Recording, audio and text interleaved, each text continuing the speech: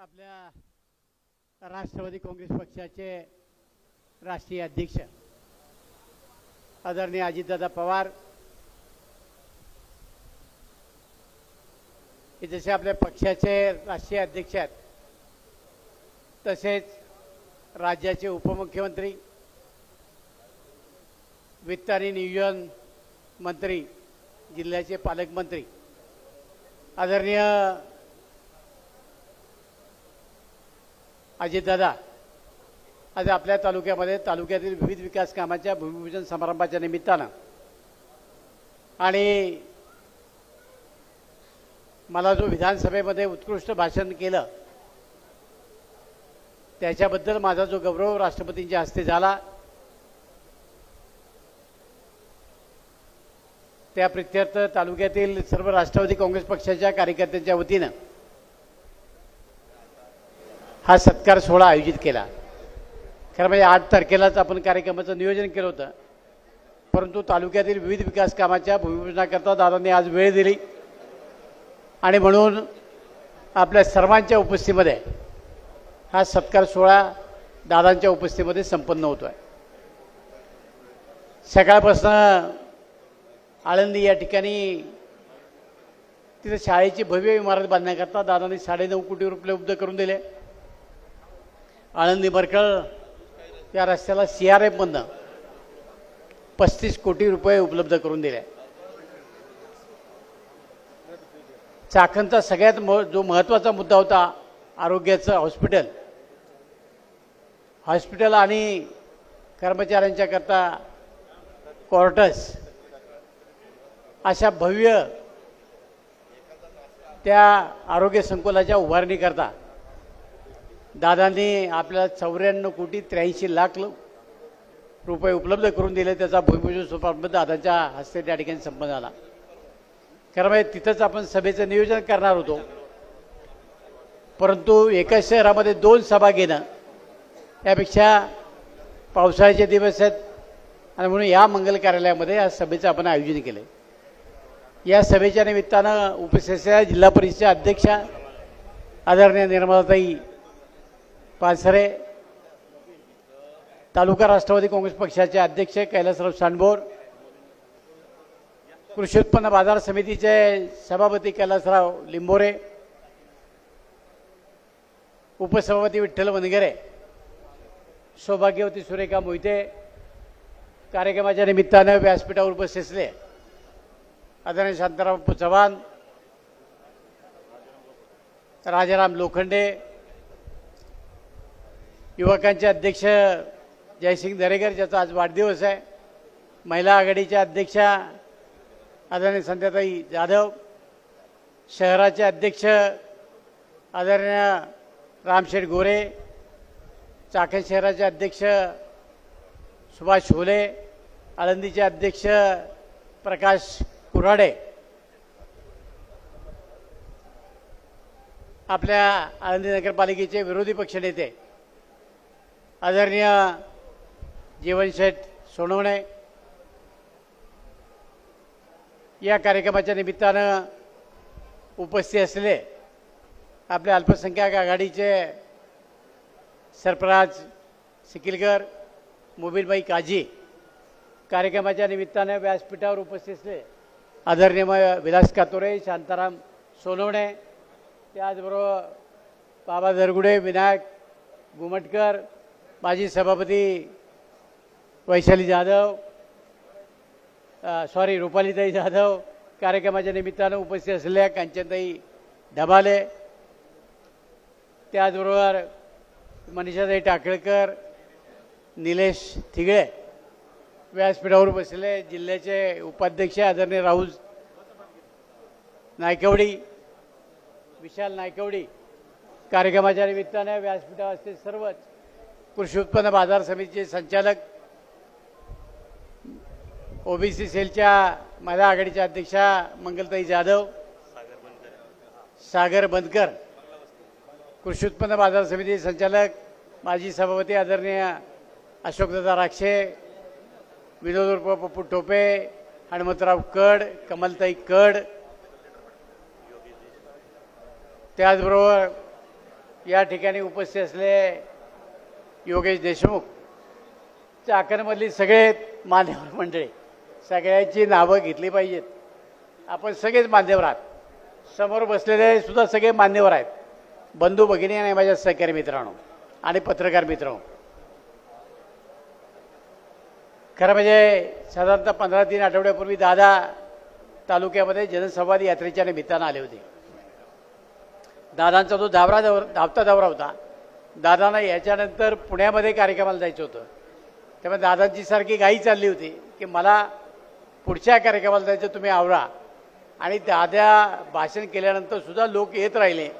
बऱ्याच लोकांची निराशा झाली की आम्ही आलो आणि दादा गेले, परंतु पुढं मुख्यमंत्री येणार होते आणि त्यामुळं दादांना आणि दादांच्याबरोबर मला सुद्धा त्या ठिकाणी जावं लागलं. आज मात्र मी दादांना सांगितलं मला दिवसभराचा निवांत वेळ द्या, आणि आज दिवसभराचा निवांत वेळ सकाळपासून दिला आहे. आणि साधारणतः 4-5 वाजेपर्यंत कार्यक्रम संपून दादा पुढच्या कार्यक्रमाला पुण्याला जाणार आहेत. ज्या दादांच्या माध्यमातून तालुक्याच्या विकास कामाकरता कोट्यवधी रुपये मिळाले आणि सर्वांगीण विकास तालुक्याचा आपण करू शकलो, ते दादाच आपल्याला भूमिपूजनाकरता आणि उद्घाटनाकरता हवे होते. सगळ्या कार्यकर्त्यांची इच्छा होती की दादा आले पाहिजे. आपल्या सगळ्यांनाच कल्पना आहे की दादा आले म्हणजे एक वेगळ्या प्रकारचं चैतन्य तुमच्या माझ्या मनामध्ये येतं आणि आपण सगळेच जण उल्हासित होतो. निवडणुका येऊ घातल्यात. निवडणुकीच्या निमित्तानं तालुक्यामध्ये आता वातावरण ढवळून निघायला सुरुवात झाली. वेगवेगळ्या पक्षाचे अनेक उमेदवार आहेत, त्यांच्यामध्ये प्रचंड अशा प्रकारची चुरस आहे. आता जो कोणी समोरनं उमेदवार येईल आणि जितके येतील ते, त्या सगळ्यांना भविष्यामध्ये खेड तालुका राष्ट्रवादी काँग्रेस पक्षाचे कार्यकर्ते मनापासून जोमानं उत्तर देतील.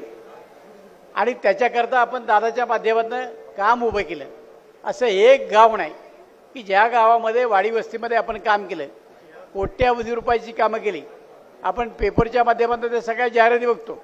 पत्रकार मित्र इथं बसले, लोक इथं बसलेत, सगळ्या गोष्टी तपासून बघा. आणि माझी एक सभा आहे की काम मंजूर झालं तर त्याची वर्क ऑर्डर झाली नाही तर ते काम त्या ठिकाणी जाऊन त्याचं भूमिपूजन करायचं नाही.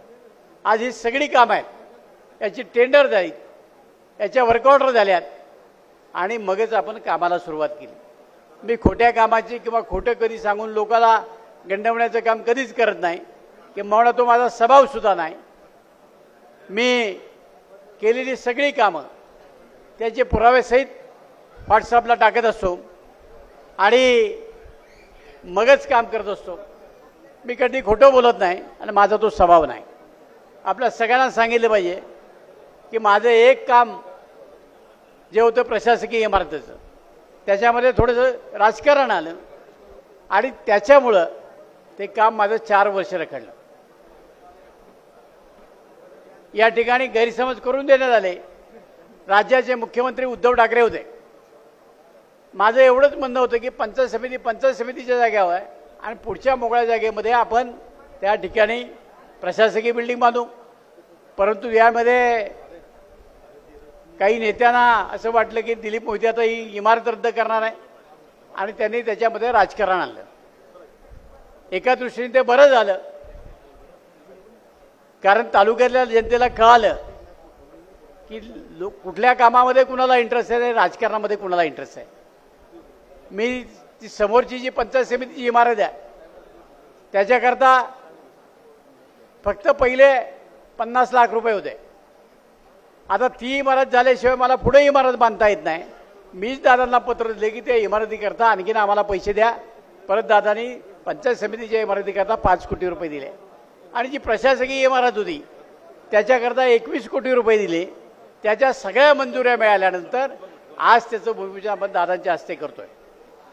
आपण 13 मार्च 2023ला विधानसभेमध्ये हुतात्मा राजगुरूच्या संदर्भामधली लक्षवेधी लावली. त्या लक्षवेधीमध्ये जे आपण भाषण केलं आणि त्याच्यामुळं राज्याचे मुख्यमंत्री असतील, राज्याचे दोन्ही उपमुख्यमंत्री असतील, या सगळ्यांनी त्या लक्षवेधीचा विचार करून 254 कोटी रुपये त्या स्मारकाकरता उपलब्ध करून दिले। आज 104 कोटी प्रत्यक्ष कामाची निविदा निघालेली, त्याच्या वर्क ऑर्डर झाल्या आणि त्याचा सुद्धा भूमिपूजन दादाच्या हस्ते करतोय। त्या वाड्याकडे जर जायचं असेल तर गावातनं जाणं शक्य नव्हतं आणि म्हणून मी दादांना सांगितलं आपलं स्मारक करायचं आहे, पण त्याच्या अगोदर पूल केला पाहिजे तर मटेरियल त्या ठिकाणी देता येईल। दादांनी त्याच्याकरता 6 कोटी रुपये उपलब्ध करून दिले, पूल झाला। आता त्या पुलावरनंच आम्ही सगळे जाणार आहोत आणि स्मारकाचं भूमिपूजन करणार आहे। वाडा रोड हा सगळ्यात महत्त्वाचा रोड आणि त्या वाडा रोडला कायम त्या ठिकाणी अडचणी यायच्या, खड्डे पडायचे, लोक त्रस्त व्हायचे। अखंड रस्ता कॉन्क्रीटचा करण्याकरता दादांनी 15 कोटी रुपये उपलब्ध करून दिले। तो रस्ता पूर्ण झाला आहे आणि त्याचं उद्घाटन दादांच्या हस्ते आपण करणार आहोत। राजगुरू शहरामध्ये येणारी जी वाहतूक आहे ती वाहतूक डायव्हर्ट व्हावी त्याच्याकरता आपण अर्बुजवाडीवरनं नवीन एक पूल अर्बुजवाडी ते वडगाव पाटोळी टाकला। त्या पुलाची निविदा झाली आणि तो 7 कोटी रुपयाचा जो पूल आहे त्याचं आज भूमिपूजन दादांच्या हस्ते आपण करतोय। त्याचबरोबर कान्हेवाडी वेताळे या रस्त्याकरता 18 कोटी रुपये आपल्याला केंद्र शासनाच्या निधीमधून उपलब्ध करून दिले दादांनी। त्याची वर्क ऑर्डर राहिली म्हणून आज आपण त्याचं भूमिपूजन करत नाही, परंतु कडूस ते शिरदाळे हा जो रस्ता आहे त्याच्याकरता 150 कोटी रुपये उपलब्ध झाले आणि त्या 150 कोटी रुपयाच्या कामाचं शुभारंभ भूमिपूजन दादाच्या हस्ते आज आपण करतोय। कोट्यावधी रुपयाची कामं या तालुक्याच्या विकासाकरता दादाने आपल्याला उपलब्ध करून दिली आणि आज त्या सगळ्या कामाचा शुभारंभ दादांच्या हस्ते करतोय। मी एक काम करणारा कार्यकर्ता आहे। दादांना माहिती आहे की जोपर्यंत माझी प्रशासकीय इमारतीचं मला पत्र मिळत नव्हतं मी आत्तापर्यंत दादांना 150 पत्र दिली। दर मिटिंगला मी दादाला उपस्थित असायचं। दादा सांगायचे प्रत्येक वेळेला गजानन पाटलाला, गजानन आज मुख्यमंत्र्याकडे आपल्या कसल्यापर्यंत सही घ्यायची। ते सगळं करायला आम्हाला वर्ष लागलं, पण वर्षभर मी काही चिकाटी सोडली नाही आणि दादांचा पाठपुरावा काही सोडला नाही आणि ते काम करून घेतलं म्हणजे घेतलं। आता या सगळ्या जर गोष्टी करायच्या असतील तर त्याला पाठपुरावा लागतो। दादांच्या साक्षीनं आपल्या सगळ्यांना सांगतो की दादांनी कधी सांगावं की तालुक्याचा विकास काम सोडून ज्या कामामुळं वैयक्तिक काही लाभ मला होणार आहे असं एकही काम मी माझ्या 3 टर्ममध्ये दादांना सांगितलं नाही। एकदाही कधी सांगितलं की दादा हे काम करा म्हणजे मला 10 रुपये मिळणार आहेत कधी, आणि मी कधी लफड्याची कामं घेऊन मंत्रालयामध्ये जात नाही। तो माझा व्यवसाय नाही, मी माझा व्यवसाय करतो, त्याच्यातनं जे मिळाल 4 रुपये मिळतात त्याच्यातून मी समाधानी आहे आणि आम्ही उभयता 24 तास जनतेच्या सेवा करते आहोत। म्हणून ऑन ड्युटी 24 आवर असं कार्यकर्त्यांचं जे म्हणणं आहे ते एवढं की पहाटे 3 वाजता जरी कोणी फोन केला तरी फोन उचलून त्याला मदत करणारा दिलीप मोहिते आहे। कोणाचाही फोन आला आणि मला फोन करायला मिळाला नाही, आज सकाळपासून तेच झालं आहे की दादाबरोबर दादांच्या समोर फोन करता येत नाही। 20-25 फोन येऊन गेलेत, पण दादा गेले की त्या सगळ्या कार्यकर्त्याला मी फोन करणार आहे की बा तुमचं काय काम आहे माझ्याकडे, तुम्ही फोन केला होता, आज दादा होते म्हणून तुमचा फोन घेता आला नाही। म्हणजे आलेल्या प्रत्येक माणसाचं काम समजून घेतं, त्याला मदत करणं। आपण पाहिलं असेल तर की रोज सकाळी माझ्याकडे जनता दरबार भरतो, असा एकही दिवस नाही कुठं काही कार्यक्रमाच्या निमित्तानं गेलो होतो की मला करता येत नाही, परंतु रोज 200-250 लोकांचे प्रश्न सोडवायचे, लोकांच्या अडीअडचणी सोडवायच्या। आणि आता ह्या 2-3 वर्षात तर काय झालंय, 3 नगरपालिका, 14 पंचायत समिती, 7 जिल्हा परिषद, या सगळ्या ठिकाणी प्रशासक असल्यामुळं या सगळ्याचा लोड आपल्यावर येतो। अनेक ठिकाणी लोक दशकरीच्या निमित्तानं बोलवतात, लग्न सोहळ्याच्या निमित्तानं, पण मला एकट्याला एवढा प्रचंड लोड आल्यामुळं आज सकाळच्या पारी कुठं जाणं शक्य होत नाही। कदाचित काही कार्यकर्ते म्हणतात की अलीकडच्या काळात अण्णा फार फिरत नाहीत। बाबा हो, फिरत नाही असं अजिबात नाही, मलाही खूप वाटतं, पण दारामध्ये आजही सकाळी दादा येणार आहेत, सकाळी लोक येऊन बसते, त्यांना त्यांचं समाधान केलं आणि मगच मला घर सोडावं लागलं। म्हणजे रोज जर लोक येत असतील तर ते लोक टाळून बाकी ठिकाणी जाणं शक्य होत नाही आणि म्हणून कदाचित काहीच्या सुखदुःखामध्ये मला जाता येत नाही। याचा अर्थ असा आहे की मी कुणाकडे फिरत नाही असं अजिबात नाही, तुमचं काल मात्र काही शिल्लक ठेवत नाही। आता पुढं लोक असे त्यांना काही काम नाही, त्यांना लोकांचे प्रश्न सोडवायचे नाहीत, त्यामुळे ते उठले की कुणाच्या दाव्याला लागणारा आणखीन कुठं बोलवतील तिकडे जातात। त्यांची सेवा तेवढ्या पुरतीच मर्यादित आहे आणि ते फक्त 5 वर्षानंतर आहे। मी 5 वर्ष काम करत राहतो, हा त्यांच्यातला नाही माझ्यातला फरक आहे। मी जे काम केलं तेच सांगतो, ते न केलेल्या कामाचं श्रेय घेण्याचा प्रयत्न या ठिकाणी करतात. आणि आज आपण पाहिलं असेल की दुसऱ्या मुलाखती तास तास दीड तासाच्या मुलाखती द्यायच्या आणि जन्मापासून तर आत्तापर्यंत सगळी कहाणी सांगायची. एवढा टाईम आहे कुणाला? आता माहिती आहे आपल्याला की रील नावाचं आहे, फार फार तर सेकंद 20-25 सेकंद एवढीच ऐकायची वेळ लोकांकडे आहे. लोक आता जास्त बसत नाही. तर आपल्याला मांडी घालून बसा म्हटलं असतं तर फार वेळ बसले असतात. आता बसायला सुद्धा खुर्च्या टाकायला लागतात. लोकांना ऐकायला वेळ राहिले नाही. सतत लोक कार्यरत असतात. त्यामुळे तुमची तासा दीड तासाची कर्तृत्वाची कॅसेट ऐकायला खोल मोकळे आहे. आणि माझं तर ओपन आहे, मला काही कॅसेट सांगायची गरज नाही. मी ज्या ज्या गावात गेलो आहे त्या गावातल्या प्रत्येक माणसाला माहिती आहे की माझ्या गावचा रस्ता केला कोणी, माझ्या गावचा पूल केला कोणी, माझ्या गावची अंगणवाडी कोणी बांधली, शाळा कोणी बांधली, सगळं त्यांना माहिती असतं. आणि मी बांधलेल्या पुलावरच जातात, मी केलेल्या रस्त्यावरच जातात आणि परत मलाच नावं ठेवतात. माझी विनंती त्यांना एवढीच आहे, बाबा मला नावं ठेवण्यापेक्षा तुम्ही काय दिवे लावले ते सांगा आणि भविष्यामध्ये तुम्ही काय करणार ते एकदा जनतेला सांगा. ते फार महत्त्वाचं ठरतं. मी कधीही कुणावर टीका करणार नाही आणि माझं काम हेच त्यांच्या टीकेला उत्तर आहे. मला त्यांच्यावर टीका करायची गरज नाही, कारण मी एखाद्यावर टीका केली तो तेवढ्या उंचीचा होतो. आणि एकदा मी एका नेत्याच्या बाबतीत बोलून मला पश्चाताप झालेला आहे. आता त्याच्यानंतर मी काय या भानगडीमध्ये पडायला तयार नाही. त्यामुळे त्यांना काय बोलायचं ते बोलू द्या. लोक ऐकतात, लोक ठरवतात. कारण जर चुकीचं काही बोललो तर लोक आपल्याला सोडत नाही. आत्तासुद्धा दादांना एक अरुण शेटनी पत्र दाखवलं. अलीकडच्या काळात खोट्या बातम्या, अगदी खेड तालुक्यामध्ये घडलेला प्रकार आहे. डॉक्टर अमोल बेनके यांना जाऊन विचारा, त्यांच्या लेटर पॅडची हुबेहूब कॉपी करून आमच्या पेशंटला अशा प्रकारची ट्रीटमेंट आणि त्याच्याकरता लाखो रुपये काही कार्यकर्त्यांनी आणले आणि हे सगळी फसवाफसी ते डॉक्टर अमोल कोल्यांकडे गेले, अमोल बेनकेकडे गेले. सांगितलं की हे 1 लाख रुपये आलेत, तुम्ही 30,000 ठेवा ना, आम्हाला 70,000 रुपये द्या. त्याच्यानंतर हा प्रकार उभा राहिला. आता दादांचं सुद्धा वरती अजित पवारांचं हे केलेलं आहे लेटर पॅड आणि त्याच्यावर सांगितलं की आदिवासींच्या ह्या सवलती रद्द करा. दादांनी असं काही सांगितलं नाही. परंतु दादा येणार म्हटल्यानंतर चुकीच्या पद्धतीचं या तालुक्यामध्ये आदिवासी बांधवांमध्ये या ठिकाणी फैलवण्याचं काम केलेलं आहे. माझी सगळ्या आदिवासी बांधवांना विनंती राहणार, दादा त्यांच्या भाषणातून सांगतील. आज हुबेहूब कॉपी करण्याचं, हुबेहूब आवाज काढण्याचं काम अलीकडच्या काळामध्ये लोक करतात आणि खोटी लेटर पॅड छापायची, खोट्या सह्या सगळ्या करायच्या, असे अनेक उद्योग करतात. माझ्या बाबतीत ते माझ्या निदर्शनाला आले. कार्यकर्त्यांनी खात्री केल्याशिवाय चुकीच्या अफवा पसरू नका, एवढीच माझी सगळ्या कार्यकर्त्यांना या निमित्तानं नम्र विनंती राहणार आहे. आज दादा आपल्या तालुक्यामध्ये आले, तालुक्याच्या सगळ्या विकास कामाच्या संदर्भामध्ये आज दादांनी जो वेळ दिला, दादांचं तालुक्यातली जनतेच्या वतीनं मनापासून या ठिकाणी आभार व्यक्त करतो. आपण सगळीच मंडळी या कार्यक्रमाच्या निमित्तानं आलात. खरं म्हणजे मी रोज बोलत असतो, पण विधानसभेमध्ये भाषण करत असताना विधानसभेच्या चौकटीमध्ये बोलावं लागतं. कारण त्या ठिकाणी 288 आमदार बसलेले असतात, मीडिया सगळा बसलेला असतो आणि असंसदीय भाषा तुम्हाला तिथे वापरता येत नाही. तुम्हाला मार्मिक बोलून त्या प्रश्नाचा उत्तर मिळवावं लागतं आणि जो प्रश्न आपण मांडला त्याचं आउटपुट हे बघावं लागतं.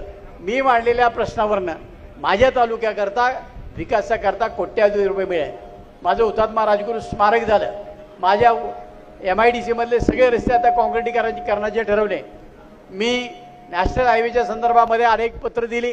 गडकरी साहेबांना भेटलो, तालुक्यामध्ये सगळ्या लोकांना, मी दादांना भेटलो. आज नॅशनल हायवेच्या संदर्भामध्ये लोकांनी जेव्हा आंदोलन या ठिकाणी उभं केलं, मी दादांकडे गेलो, दादांना मीटिंग घ्यायला लावली, सगळ्या अधिकाऱ्यांना बोलवलं. दादांनी सांगितलं लोकांची इच्छा ना अतिक्रमण काढा. 2 दिवसामध्ये सगळे अधिकारी आले आणि सगळे अतिक्रमण काढायला सुरुवात केली. आता विषय असा आहे, एका दिवसात कुठलं काम माझ्या मित्राला होत नाही. त्यांनी एस्टिमेट करावी लागतं, कॉन्ट्रॅक्टर नेमावा लागतो. कामं सुरू झालीत, काही ठिकाणी पाईपलाईन टाकायचं काम सुरू झालं, माती बाजूला करायचं काम सुरू झालं. पण लोकांची अशी भावना आहे की उद्याच्या उद्या ते सगळे झालं पाहिजे. सरकारी कामामध्ये चुकीच्या पद्धतीनं करून चालत नाही. खाजगी काम लगेच करता येतं, सरकारला निविदा काढाव्या लागतात, वर्क ऑर्डर द्यावं लागतात. अन्यथा सरकारचं ज्यावेळेला ऑडिट होतं त्यावेळेला संबंधित अधिकाऱ्याला लटकावलं जातं. म्हणून कुठलाही अधिकारी तुम्ही म्हणाल ते एकाच दिवसात निवडून घेऊ शकत नाही, निर्णय घेऊ शकत नाही. परंतु आपल्याला माहिती आहे, आपण सांगितलं तर जी कारवाई दादांच्या हातामध्ये ती केली.